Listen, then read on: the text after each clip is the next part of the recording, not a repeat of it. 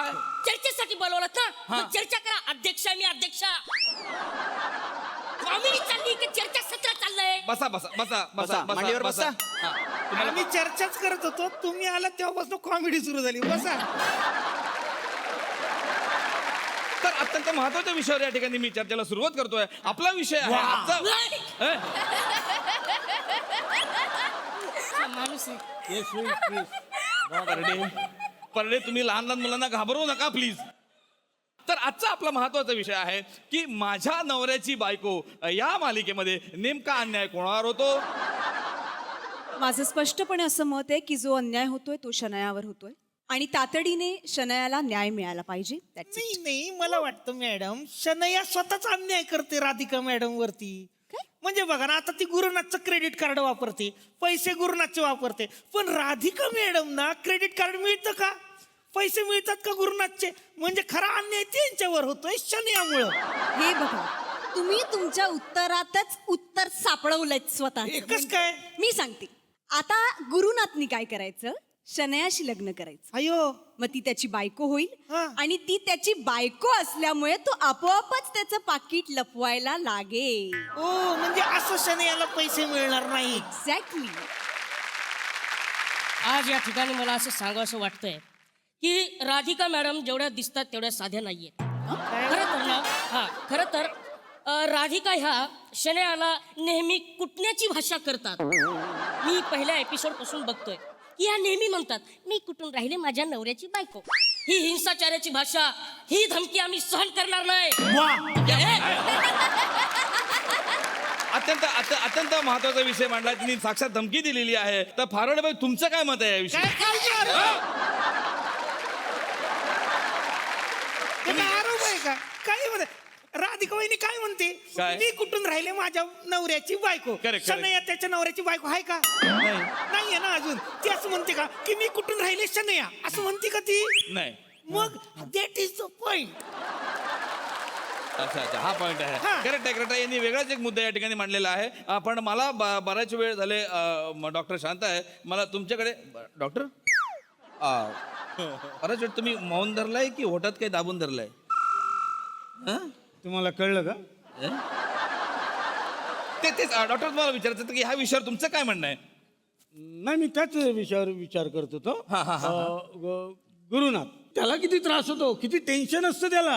कसं काय? याचा तुम्ही विचार करा ना. काय? बॉस तिकडे ऑफिसमध्ये सगळं सांभाळायचं, नंतर इतरांची मनं जपायची. अरे 3-3 बायका सांभाळायच्या. इथे आपल्याला 2 मोबाईल सांभाळता येत नाही, हे 3-3 बायका कशा सांभाळतात? ग्रेट. एक मिनिट. चर्चा अत्यंत वेगळ्या विषयावर या ठिकाणी कलाटणी घेतली आहे चर्चेला. आतापर्यंत आम्हाला जे 2 बायका माहित होता, ही तिसरी बायको काय प्रकरण आहे? मी सांगते. काय सांग? आज कळू दे सगळ्यांना. हा? ते फोटो बघितले मी एका मुली बरोबर. कुठे? त्याची गोऱ्या पान एका मुली बरोबर. एक डॅन्सर मुलगी काढली त्याने. नाही, एक डॅन्सर मुलगी. एक काय तिचं नाव नाव? होतं ते सुदाशा आदाशा काहीतरी होतं. सुखदा? सुखदा. तरी सुखदा नावाची एक डॅन्सर मुलगी. ती गप्पा बसा. अरे काहीतरी बडबड करू नका. अरे सुखदा त्यांच्या ओरिजिनल बायकोचं नाव आहे, ओरिजिनल. ते फोटो बघितले तुम्ही? खरं का काय? मग काय एकदम गॅरंटेड ओरिजिनल. गॅरंटेड? मग ह्या काय चायना माल आहेत का दोघी? काय बोलतो? किती जबाबदार आहेत त्याचे. नाही, बरोबर आहे. पण मला काय म्हणणं आहे की एक लग्नाची बायको असताना त्यांनी शनयाकडे कशाला बघायला पाहिजे? कशाला बघायला पाहिजे म्हणजे काय? एक लक्षात ठेवा, हा पुरुषी गुणधर्मच असतो. कसा? माणूस किती आजारी असला आणि डॉक्टरकडे गेला आणि खुर्चीमध्ये बाई डॉक्टर असेल तर भांग पाडूनच जातो. पण हे तुम्हाला नाही वाटत तुमच्या बाबतीत शक्य नाही?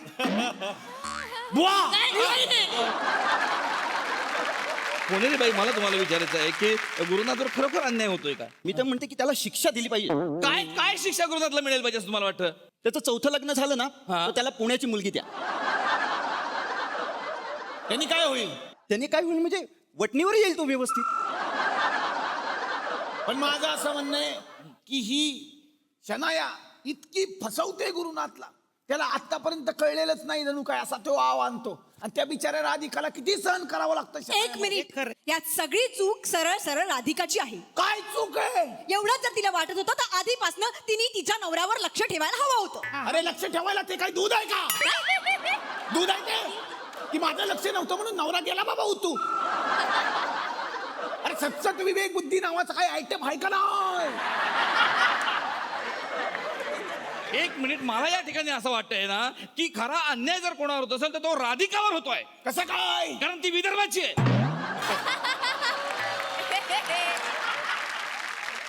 जिथं जिथं अन्याय होतो तिथे लोक विदर्भातले, राधिका विदर्भाची, त्यामुळे तिच्यावर अन्याय होतो. हा अन्याय मी या ठिकाणी सहन करणार तुम्ही नाही. मध्ये बोलू नका, तुम्ही अँकरिंग करा. का हे तुम्ही असं आम्हाला दाबताय? मध्ये बोललो का, मध्ये बोललो का? अरे आमच्या पोरीवर अन्याय होता, आम्ही मध्ये बोलणार नाही का? विदर्भाचा आहे त्यामुळे अन्याय होतो. लक्षात ठेवा. आज तुमच्या माध्यमातून सगळ्या इंग्लिशकरांना मला सांगायचं आहे की राधिकावरचा अन्याय आपण दूर करूया सगळे मिळून. तुमचं चुकतंय. काय? ओरिजिनल आयुष्यात राधिका नाही विदर्भाची. मग? लक्षात घ्या, शनाया नागपूरची आहे, ती विदर्भाची आहे. मग शनायावर झालेला अन्याय मी सहन करणार नाही. लक्षात ठेवा. अरे याला काय काय हे बघा तुम्ही विषय बदलताय हा, प्लीज. पर्सनल काही बोलू नका प्लीज. नाही पर्सनल नाही आहे, पण आता विदर्भाच्या माणसावर अन्याय होत असेल तर आपण कसं काय गुपचूप राहू शकतो ना? नाही, एक मिनिट, मला वाटतंय की शनया हीच रॉंग आहे आणि हा. तिला शिक्षा झाली पाहिजे. शिक्षा झाली पाहिजेत असं तुम्ही ठरवू शकत नाही. हा. इथं अध्यक्ष आहे आणि शनियावर किती लोक प्रेम करतात. हवं तर तुम्ही वोटिंग घ्या इथं. करूया ना. मला सांगा, ज्यांना ज्यांना शनया आवडत असेल त्यांनी त्यांनी हात वर करा. कमॉन कमॉन करा, करा, सगळ्यांनी करा. व्हेरी हात वर गुड करा. व्हेरी करा, गुड करा. येस. ज्या ज्या माणसांचे हात वर आहेत त्यांच्या बायकांनी लक्ष द्या की ह्यांच्या आयुष्यात नक्कीच एक शनया आहे, ह्यांचं बाहेरला पुढे आले मोठे शनयाची बाजू घेणारे. चल तिकडे. गप्प बसा. नाही, गंमत दाखवू का?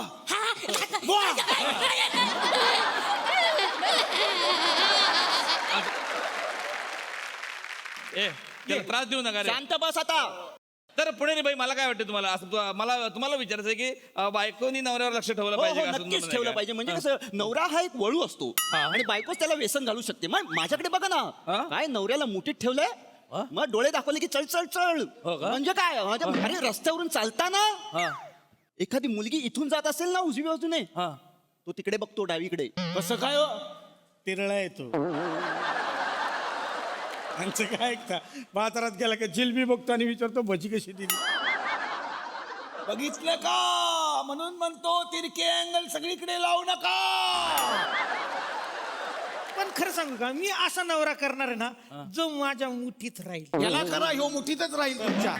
एवढाच आहे तो. चल तिकडे. हे बघा, तुम्ही सारखं सारखं त्याला मारू नका. का मारू नका? हा का म्हणजे? तुम्ही पुण्याच्या आहात म्हणून मगासपासून सगळ्यांना अक्कल शिकवताय. एक हा? मिनिट, एक शिकवते, मिनिट. काय करणार आहेस?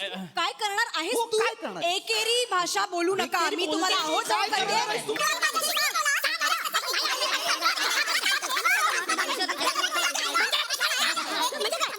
अरे गप्प बसा. काय चाललंय तुझं? तिथं पोरं उपाशी आहेत, तिकडे चल. भांडे एक तर भांडतीस काय? हा, ही बाई तशीच आहे, त्याची काय भांडतीस? चल चल, नाही तर काना खाली त्याने.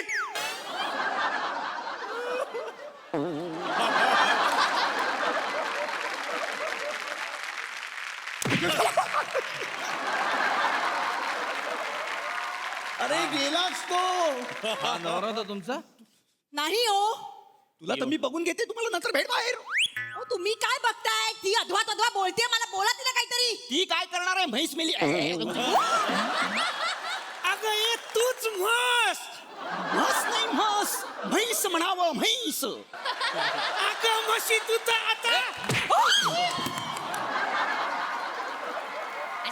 चाय.